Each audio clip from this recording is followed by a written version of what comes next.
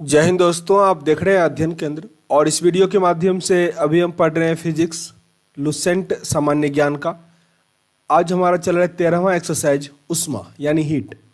इससे पहले जो हमारा एक्सरसाइज था वो था साउंड, ध्वनि, बहुत इंपॉर्टेंट था, तो ध्यान से देख लीजिएगा, बहुत से प्रश्न उससे बनते हैं। तो उष्मा भी थोड़ा लंबा एक्सरसाइज है तो वीडियो भी लंबा बनेगा, पर ध्यान से देखना, कई सारे प्रश्न आपके इससे बनते हैं। चलो स्टार्ट करते हैं। पहला दिया गया उष्मा यानी हीट क्या होता है।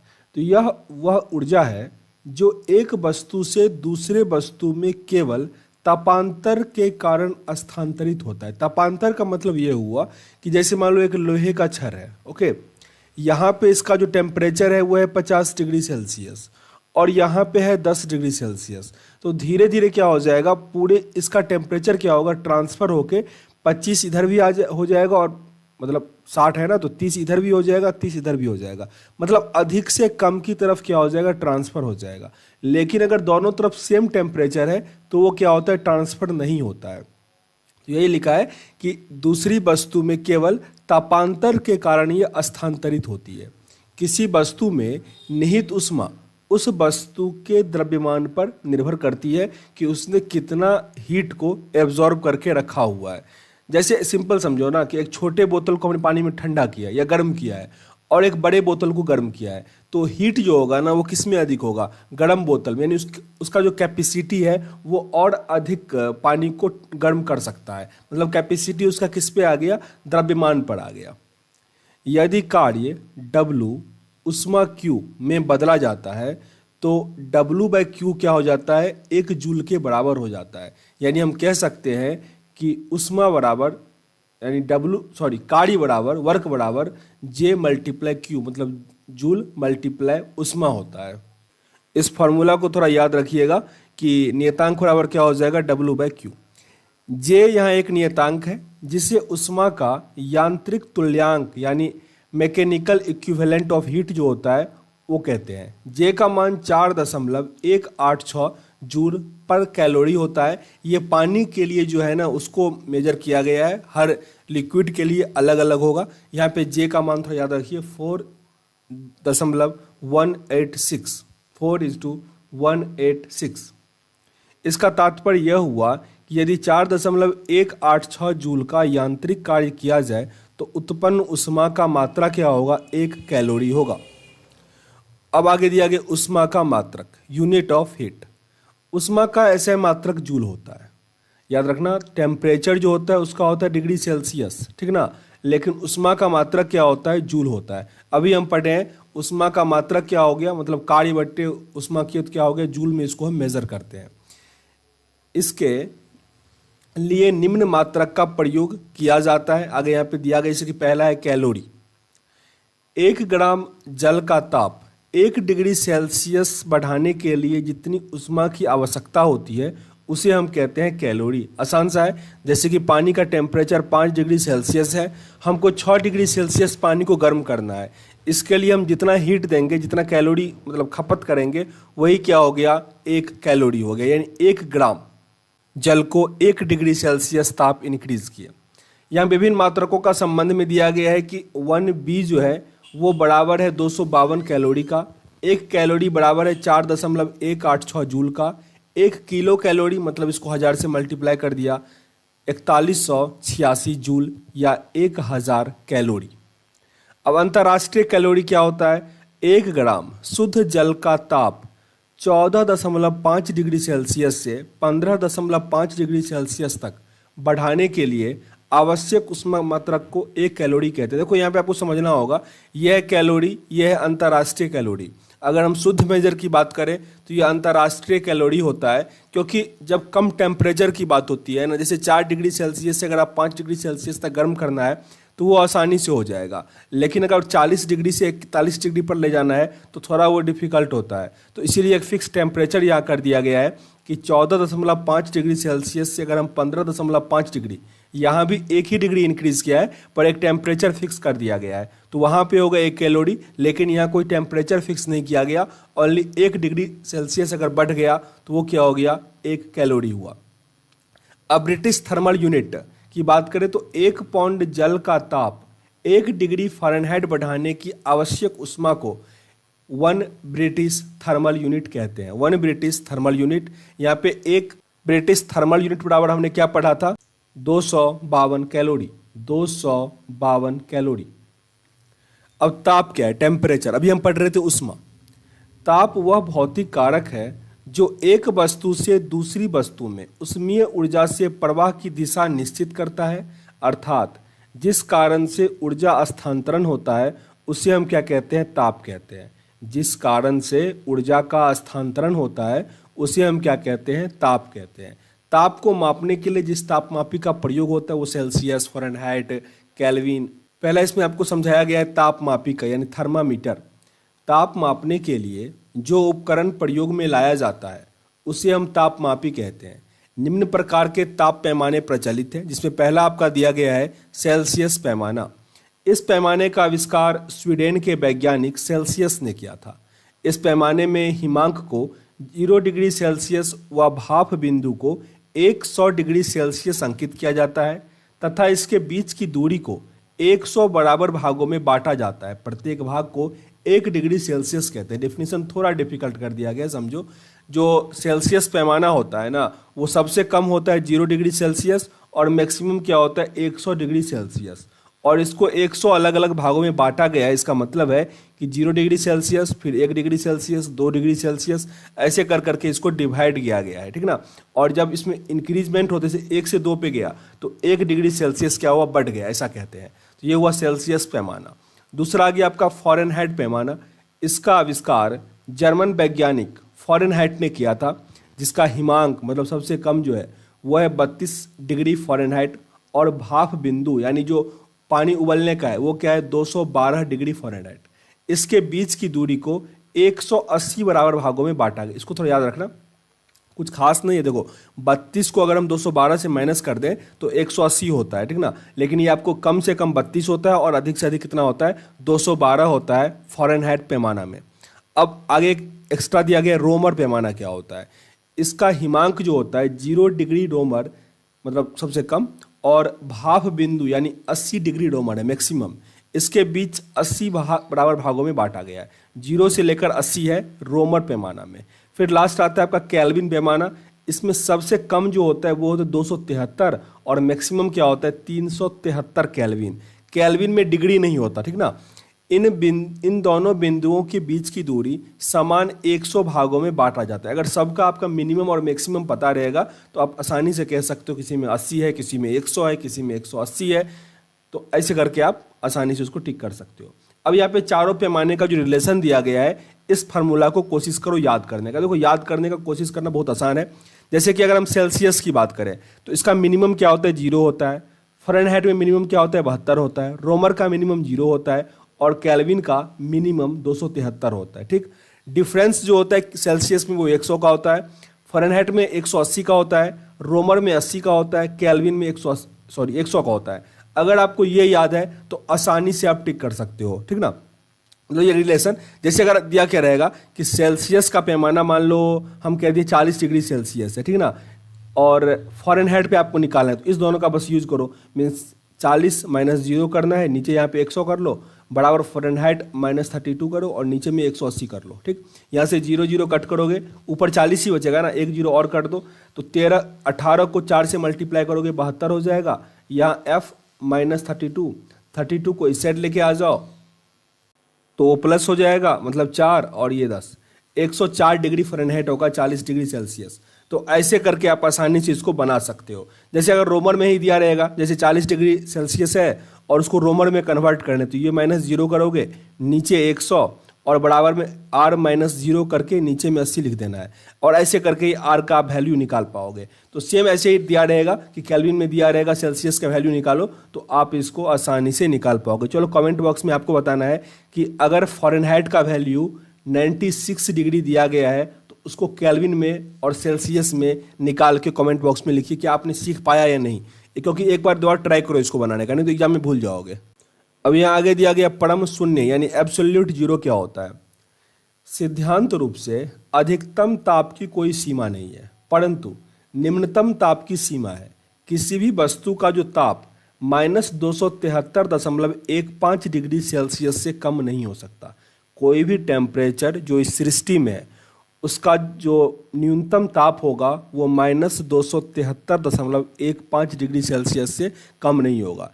इसे हम परम शून्य ताप कहते हैं और केल्विन पर इसको क्या लिखते हैं, 0 केल्विन लिखते हैं। 0 केल्विन का मतलब हुआ -273.15 डिग्री सेल्सियस, या उसी को अगर अपोजिट फॉर्म में लिखे कि 273.16 केल्विन जो होता है वो 0 डिग्री सेल्सियस के बराबर होता है।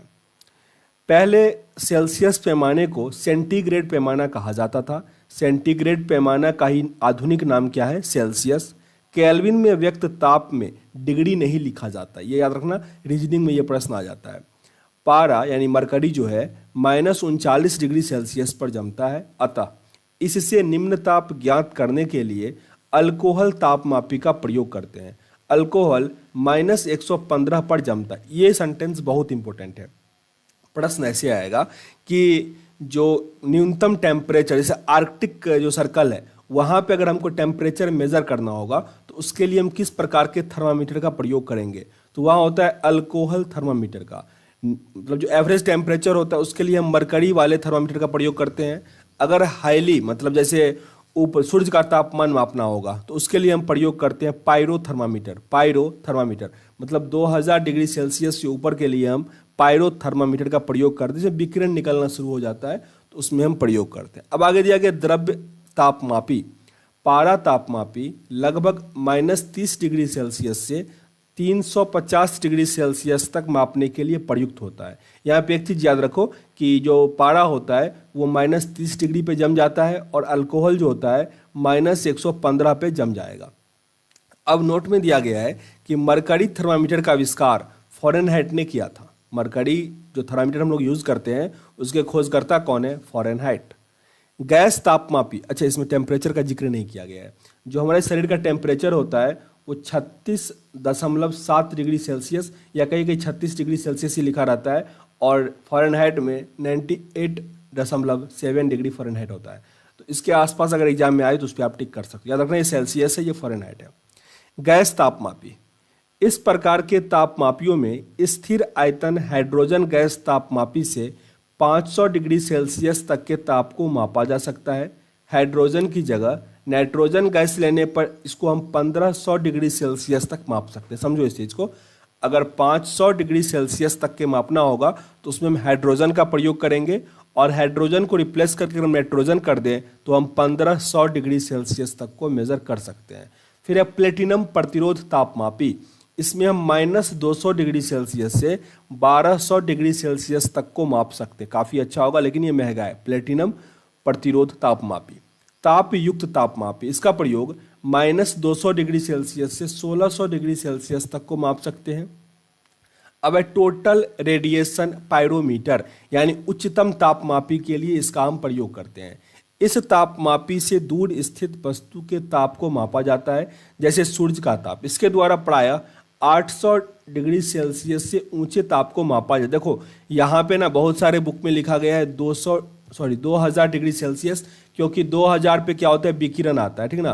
तो ऑप्शन में हालांकि आपको 2000 ही मिलेगा, पर लुसेंट में 800 दिया गया और अगर नेट पे बात करो तब भी 800 ही है। तो अगर एग्जाम में 800 आए तो 800 पे टिक कर लेना, लेकिन संभवतः मैंने 1-2 सेट देखा है उसमें आपको 2000 ही देखने को मिलता है, ठीक ना। तो उस पर अपना टिक कर लेना अपने हिसाब से। इसके द्वारा प्राय 800 डिग्री सेल्सियस से ऊंचे ताप ही मापे जाते हैं, इससे नीचे का ताप नहीं, क्योंकि इससे कम ताप की वस्तुएं उसमें विकिरण उत्सर्जित नहीं करता, जो रेडिएशन होता है ना वो नहीं दे पाता है।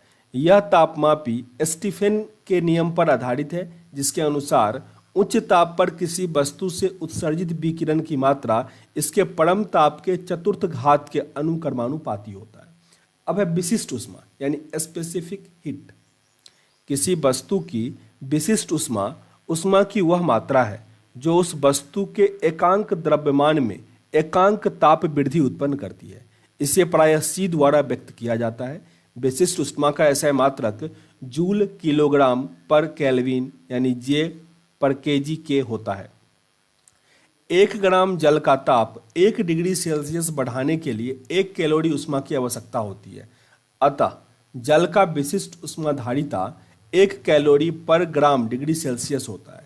जल की विशिष्ट ऊष्माधारिता अन्य पदार्थ की तुलना में सबसे अधिक होती है। पढ़े थे 4.13 करके समथिंग था, वही होता है जल का विशिष्ट ऊष्मा।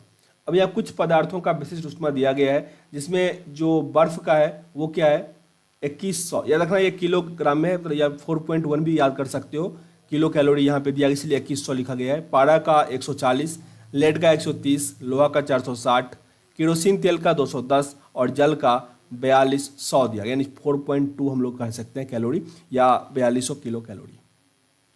अब आगे ऊष्मीय प्रसार यानी थर्मल एक्सपेंशन।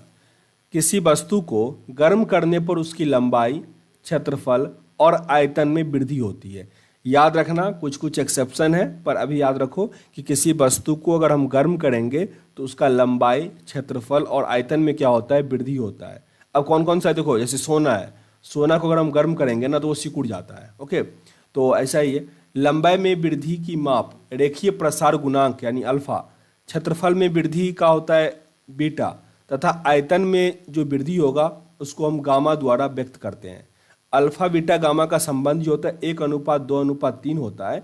इसका मतलब ये हुआ कि अगर हम किसी वस्तु को गर्म करते हैं तो उसके लंबाई में अगर 1 गुना बढ़ रहा है तो उसके क्षेत्रफल में 2 गुना और आयतन में क्या होगा 3 गुना उसका विस्तार हो जाता है, यानी बीटा बराबर 2 अल्फा या गामा बराबर 3 अल्फा। आप याद रखो 1:2:3।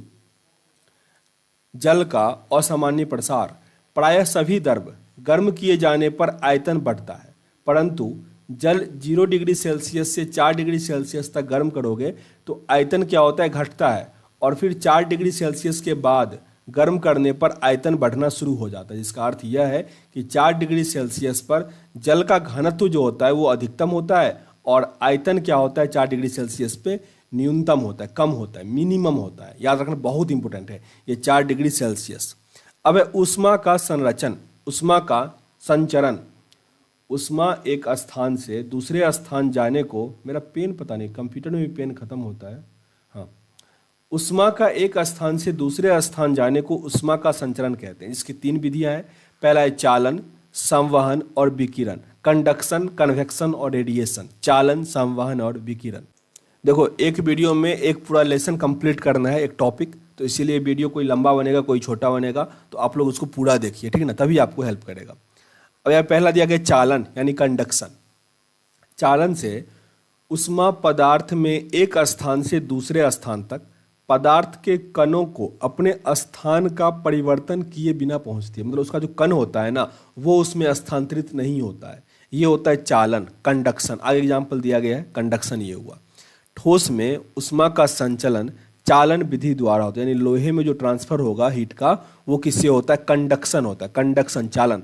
अगर याद नहीं रहे ना तो याद रखना कि जो हम लोग खाना बनाते हैं इलेक्ट्रिक, इसको क्या कहते हैं हम लोग, इसको कहते हैं कि हम कंडक्शन चूल्हा कहते हैं ना, कंडक्शन चूल्हा, तो किसका बना होता है, लोहा का बना होता है। यानी उसमें जो स्थानांतरण होता है लोहे में वो किसके कारण होता है, कंडक्शन। लोहा क्या है, ठोस है, धातु है, तो धातु में अगर प्रसार होगा तो वो किसके कारण होगा, कंडक्शन होगा। कैसे भी करके याद रखो ताकि एग्जाम में ना भूलो, क्योंकि देखो याद सबको होता है, एग्जाम में कंफ्यूजन होता है, कंडक्शन होगा, कन्वेक्शन होगा, तो कंडक्शन चूल्हा से तो याद रख सकते हो ना, तो दिक्कत नहीं होगा। आगे आपका है संवहन यानी कन्वेक्शन।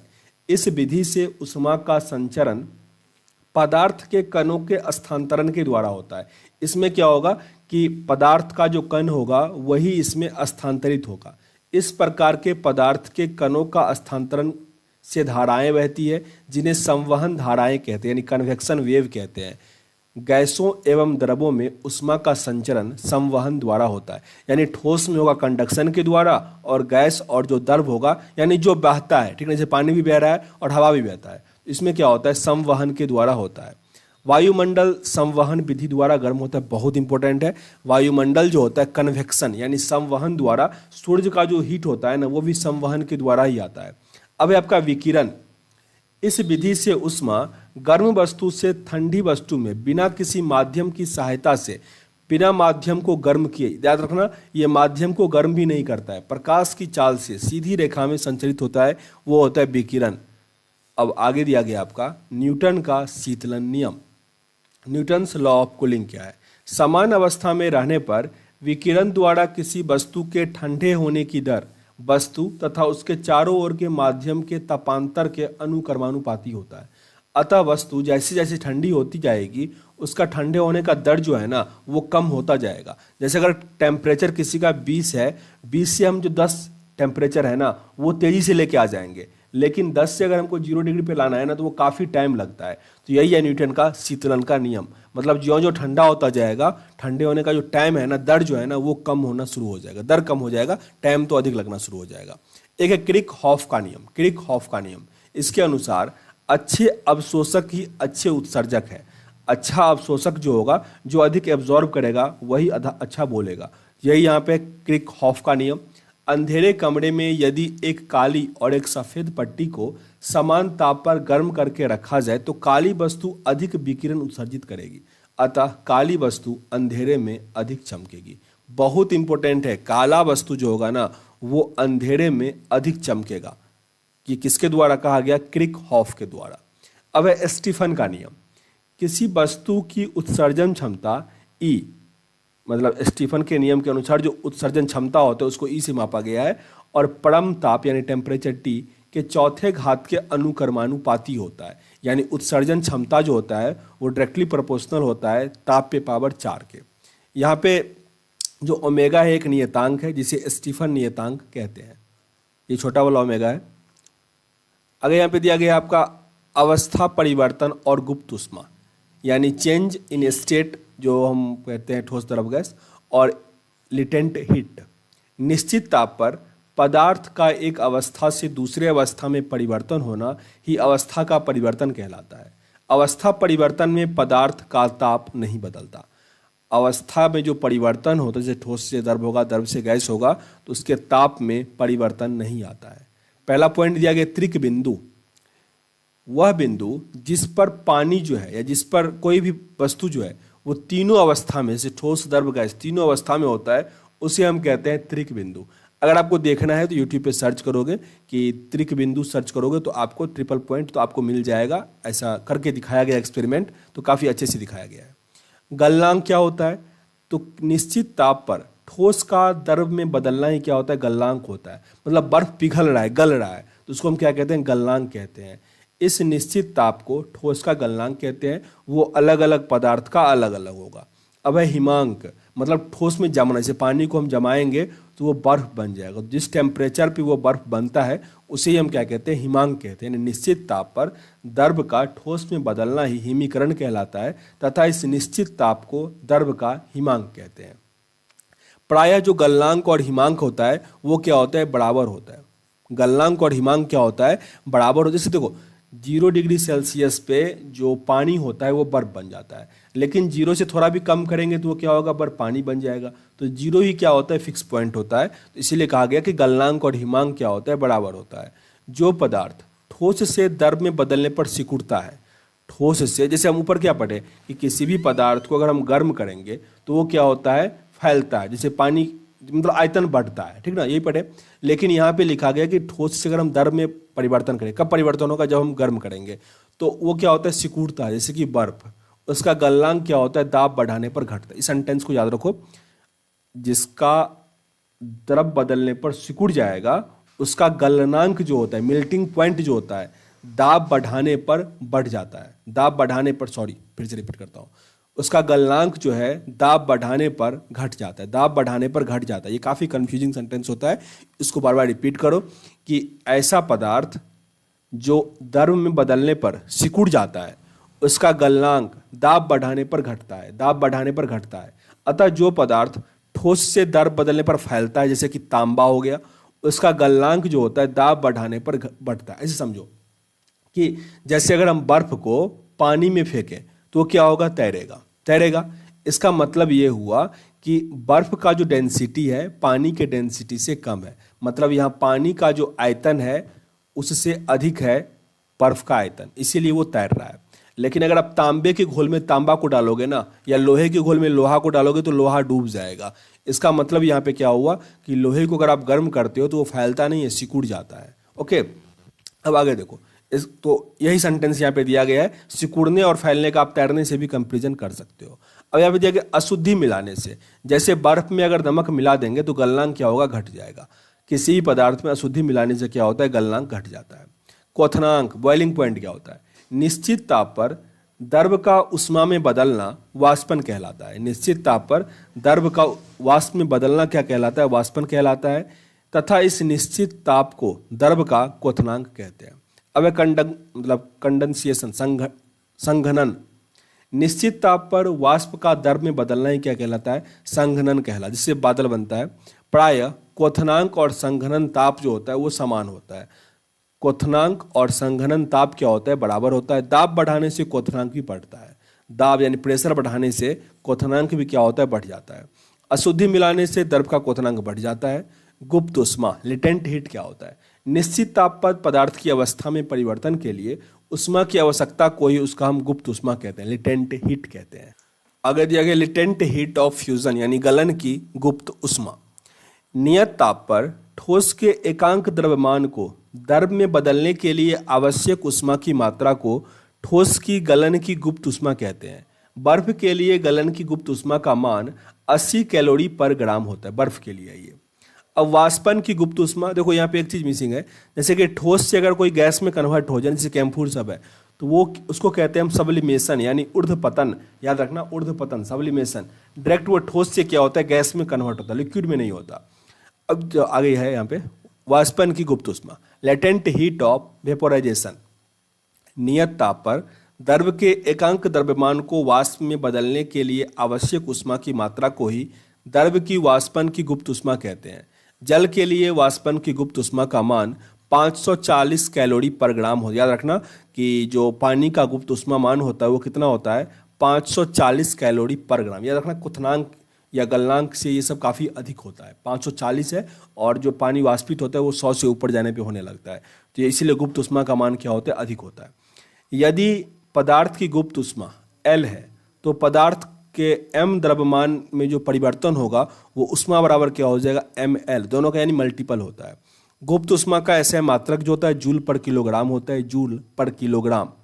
उबलते जल की अपेक्षा भाप से जलना अधिक कष्टदायक होता है, क्योंकि जल की अपेक्षा भाप का गुप्त उष्मा क्या होता है? अधिक होता है। जल की अपेक्षा जो भाप होती है, जैसे 540 पढ़े वैसे 100 होता है, तो काफ़ी अधिक होता है। 0 डिग्री सेल्सियस पर पिघलती बर्फ में कुछ नमक सोडा मिलाने से, यानी इसमें क्या हो गया कि हमने अशुद्धि मिला दिया, तो उसका गलनांक क्या होगा? कम हो जाएगा। गलनांक घटकर क्या हो जाएगा? -22 डिग्री सेल्सियस हो जाता है। ऐसे मिश्रण को हम हिम मिश्रण यानी फ्रीजिंग मिक्सर कहते हैं। इस मिश्रण का उपयोग कुल्फी, आइसक्रीम आदि बनाने में होता है। क्या मिलाने पर? सोडा मिलाने पर, नमक और सोडा मिलाने पर। वाष्पीकरण यानी इवोपराइजेशन। द्रव की खुली सतह के प्रत्येक ताप पर धीरे धीरे द्रव का अपने वाष्प में बदलना ही वाष्पीकरण कहलाता है। प्रशीतक रेफ्रिजरेटर। प्रशीतक में वाष्पीकरण द्वारा ठंडक यानी कूलिंग उत्पन्न होता है। जैसे कि आप फ्रिज में देखते हो रेफ्रिजरेटर, तांबे की एक वाष्प कुंडली में द्रव फ्रियोन भरा होता है। देखो यहाँ पे जो ठंडा करता है ना वो फ्रियोन दिया गया है, पर प्रश्न में आपको कहीं फ्रियोन नहीं देगा, अमोनिया दे देगा, अमोनिया गैस। पहले अमोनिया ही भरा जाता था, लेकिन वो प्रदूषण काफ़ी करता था, तो इसीलिए अब फ्रियोन भरा जाता है। पर ऑप्शन में आपको ना अमोनिया ही देता है, तो अमोनिया पे ही टिक करना। और फ्रियोन दिया रहेगा तो फ्रियोन पे ही टिक करोगे, लेकिन अमोनिया भी दिया रहता है, तो जो वाष्पीकृत होकर ठंडक उत्पन्न करता है। आपेक्षिक आर्द्रता रिलेटिव ह्यूमिडिटी। किसी दिए गए ताप पर वायु के किसी आयतन में उपस्थित जल वाष्प की जो मात्रा होती है ना, तथा उसी ताप पर उसी आयतन के वायु को संतृप्त करने के लिए आवश्यक जल वाष्प की मात्रा की अनुपात को हम सापेक्षिक आर्द्रता कहते हैं। इस अनुपात को 100 से गुना करते हैं, क्योंकि आपेक्षिक आर्द्रता को प्रतिशत में व्यक्त करता है, यानी रिलेटिव ह्यूमिडिटी। आपेक्षिक आर्द्रता को मापने के लिए हाइग्रोमीटर का प्रयोग होता है। हाइग्रोमीटर।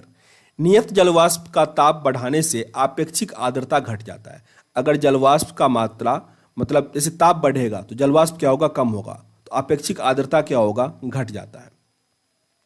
अब है वातानुकूलन यानी एयर कंडीशन जिसको कहते हैं। सामान्यतः मनुष्य के स्वास्थ्य के अनुकूल जलवायु में निम्न परिस्थितियां होनी चाहिए। टेम्परेचर 23 से लेकर 25 डिग्री सेल्सियस होना चाहिए। आपेक्षिक आर्द्रता 60 डिग्री से 65 डिग्री के बीच होना चाहिए। वायु की गति 0.75 मीटर पर मिनट से 2.5 मीटर पर मिनट तक होना चाहिए। आप मैप में देखते होगे या फिर जो मौसम देखते हैं ना उस पर आप देखते होगे। अब है उष्मागतिकी यानी थर्मोडायनामिक्स। उष्मागतिकी का प्रथम नियम। उष्मागतिकी का प्रथम नियम मुख्यतः ऊर्जा संरक्षण को प्रदर्शित करता है। इस नियम के अनुसार किसी निकाय को दी गई ऊष्मा दो प्रकार के कार्यों में व्यक्त होती है। पहला तो है निकाय की आंतरिक ऊर्जा में वृद्धि करने में, जिससे निकाय का ताप बढ़ता है। दूसरा है बाह्य कार्य करने में। फिर है समतापी प्रक्रम यानी आइसोथर्मल प्रोसेस। जब किसी निकाय में कोई परिवर्तन इस प्रकार हो कि निकाय का ताप पूरी क्रिया में स्थिर रहे, तो उस परिवर्तन को हम समतापी परिवर्तन कहते हैं। फिर है रुद्धोष्म प्रक्रम यानी ऑडियाबेटिक प्रोसेस। यदि किसी निकाय में कोई परिवर्तन इस प्रकार हो कि पूरी प्रक्रिया के दौरान निकाय ना तो बाहरी माध्यम को ऊष्मा दे और ना ही उससे कोई ऊष्मा ले, तो इस परिवर्तन को हम रुद्धोष्म परिवर्तन कहते हैं। रुद्धोष्म परिवर्तन। कार्बन डाइऑक्साइड का अचानक प्रसार होने पर वह शुष्क बर्फ में बदल जाता है। यह ऊष्मारोध का प्रवर्तन मतलब उदाहरण होता है, जिससे हम क्या करते हैं, शुष्क बर्फ से आग बुझाने में काम आता है। ये ऊष्मागतिकी का दूसरा नियम क्या है? ऊष्मागतिकी का प्रथम नियम ऊष्मा के प्रवाहित होने की दिशा नहीं बताती, जबकि ऊष्मागतिकी का दूसरा नियम जो है ऊष्मा की प्रवाह की दिशा को व्यक्त करता है। इस नियम को दो कथनों के रूप में व्यक्त किया जाता है। जो पहला क्या है, केल्विन के कथन के अनुसार ऊष्मा का पूर्णतः कार्य में परिवर्तन असंभव है क्योंकि कुछ बर्बाद होता है। और दूसरा है क्लासियस के कथन के अनुसार ऊष्मा अपने कम ताप की वस्तु से अधिक ताप की वस्तु की ओर प्रवाहित नहीं होता, मतलब कम से अधिक की ओर नहीं जाएगा। स्टार्टिंग में ही पढ़े थे, हाई से कम लो की ओर आता है। अगला एक्सरसाइज बना है प्रकाश। तो यहाँ इस लेक्चर को हम एंड करते हैं, अगले में पढ़ेंगे प्रकाश। अगर सेशन आपको अच्छा लगा हो, थोड़ा लंबा हो गया पर टॉपिक भी बड़ा था, तो लाइक और शेयर जरूर कर देना और सब्सक्राइब नहीं किया तो कर ही देना। मिलते हैं नेक्स्ट वीडियो में, तब तक के लिए जय हिंद।